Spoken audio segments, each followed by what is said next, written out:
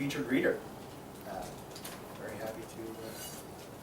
happy to introduce Natasha Dennerstein. Was born in Melbourne, Australia, to a family originating in Belarus.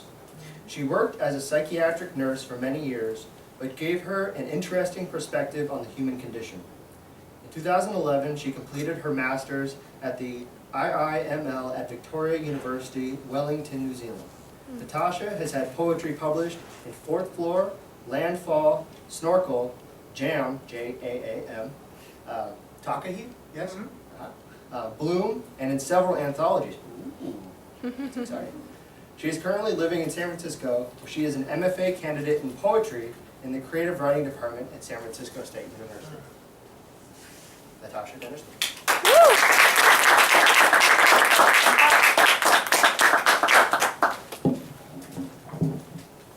Thank you. Clifftop.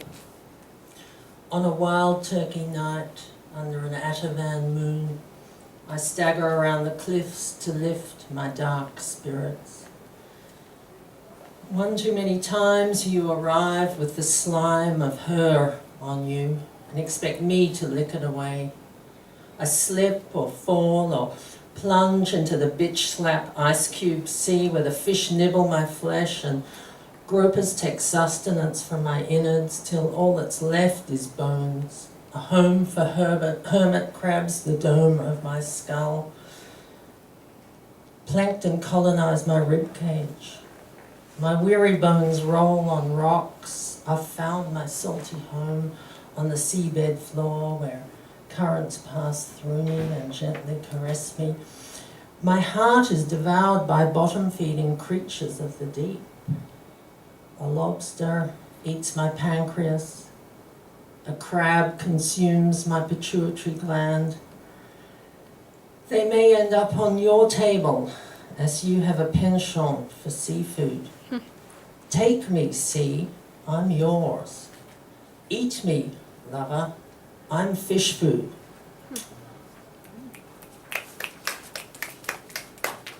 And I'm going to just read a few short ones.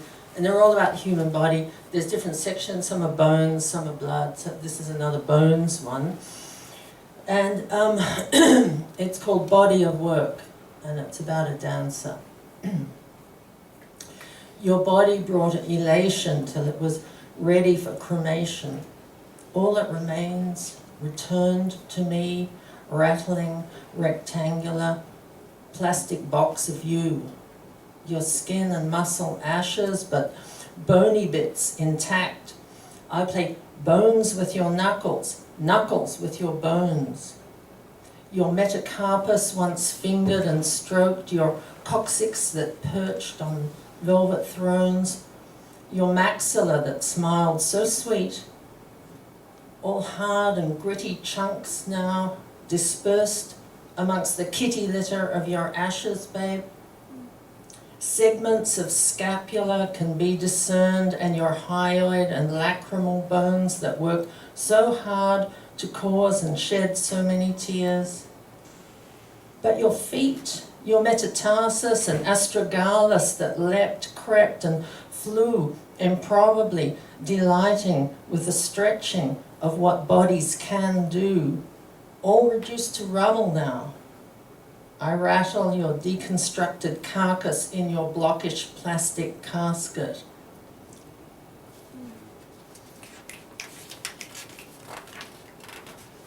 Blood. Something a bit more cheerful. Blood. This one's called Hemoglobin. She has lost a lot of blood.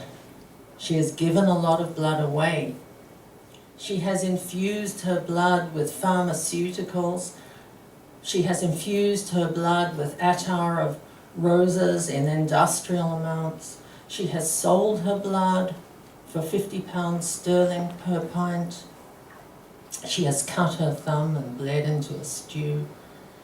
She has poisoned her blood. She has gotten blood poisoning. She has had her blood poisoned. She has attended a blood wedding twice, once as a groom and once as a bride. She has excellent blood pressure, smack bang in the middle of the healthy range. She has had her blood colonized. She has leaked and oozed blood by lunar ticks. She has donated blood via a spinning machine that separates red cells from plasma centrifugally. She has 8 pints of blood still, yet it is different blood to the first blood.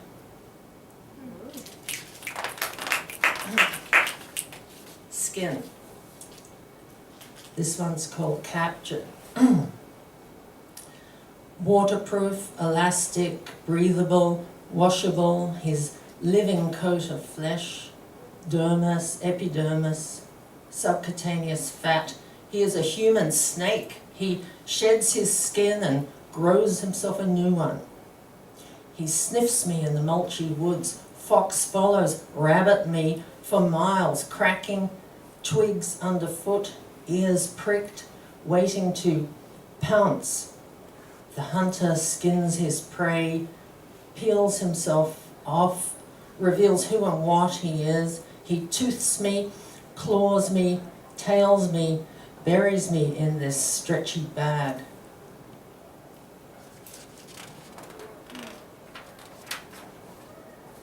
Hair. This one's called Samson.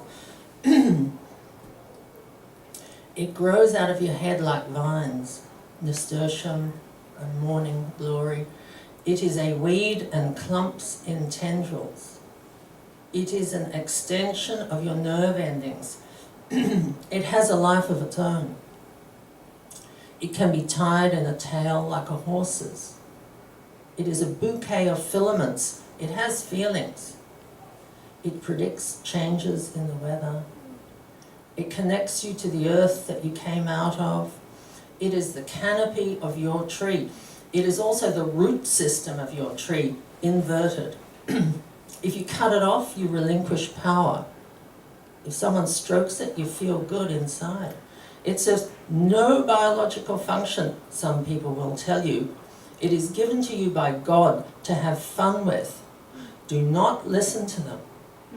It is fecund enough to pelt your scalp.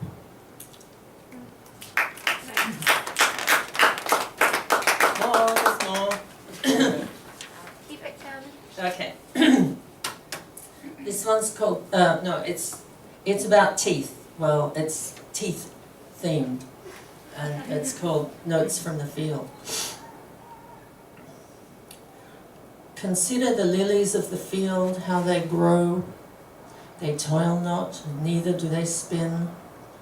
Consider me and how you stopped me growing, how you forced me to toil and made my head spin. You with your bedroom eyes, your kitchen heart, and your living room skin.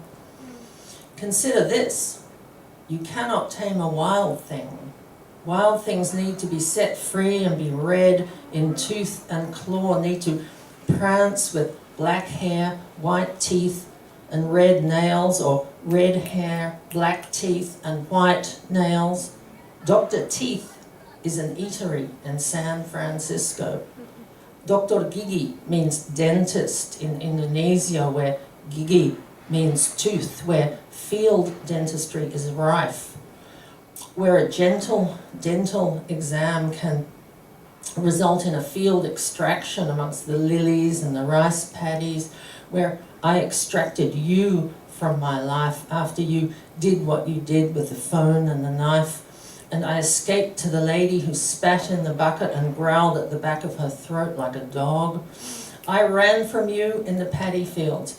I ran from you between the concrete cancer semi-empty hotels after sunset cocktails. I ran from you down dead-end alleys where feral dogs circled in a pack. I ran from you and your bottle of Arak. I ran away from you into your arms, and that was a mistake, since you broke my nose soon after. Consider my back as you watch me leave.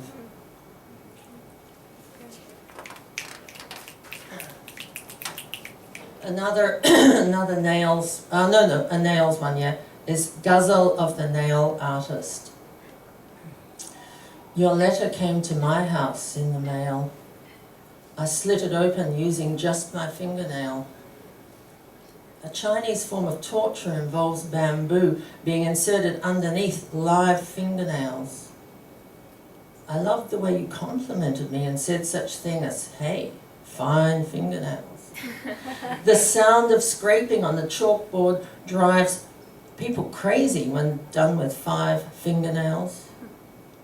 I tore that letter to shred, I gotta tell you, page by page, piece by fingernail.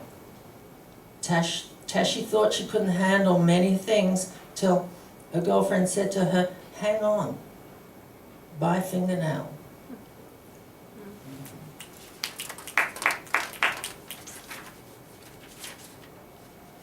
Couple more. So, this one's about, I've done a whole lot recently on sense organs, you know, taste, smell, etc. This is a nose one or an odor smelling one. It's called Odor of Loss. You stare down the bridge at the open nose, double holes of a double-barreled shotgun, twin fresh dug graves, prepared for the accidental couple, people you called mother and father. You summon up the gardenia of her engagement corsage, the glove lever of his Pontiac Parisienne 63 Seafoam, the linseed oil of her upright piano Bechstein, the spilt whiskey in his wooden den. Your olfactory machinery is activated, your nares flare dendrites, palate, septum undeviated, your pharynx, burning engine, scorched eucalyptus, spilt aviation gasoline, the rip in the satin sky that the plane fell out of.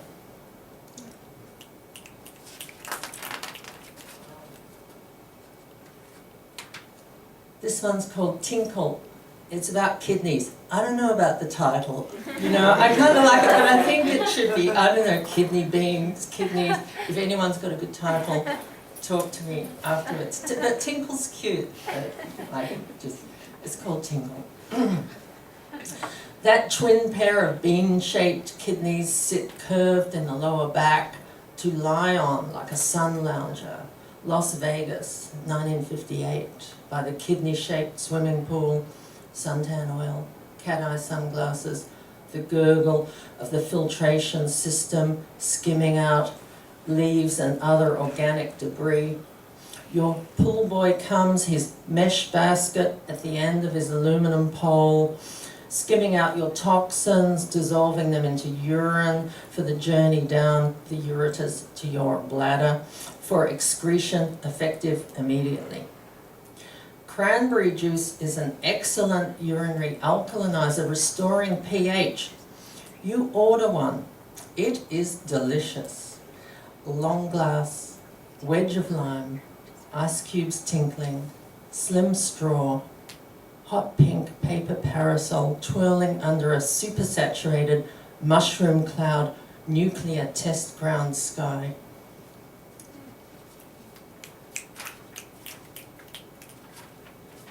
Last one is called Pussy. Excuse me, but it is. Whoa. Yeah, not that kind of pussy, darling. I apologise in advance. She's a doorway mouth, cave entrance lined in mucosa, shell pink and luscious peach flesh, fireplace warm.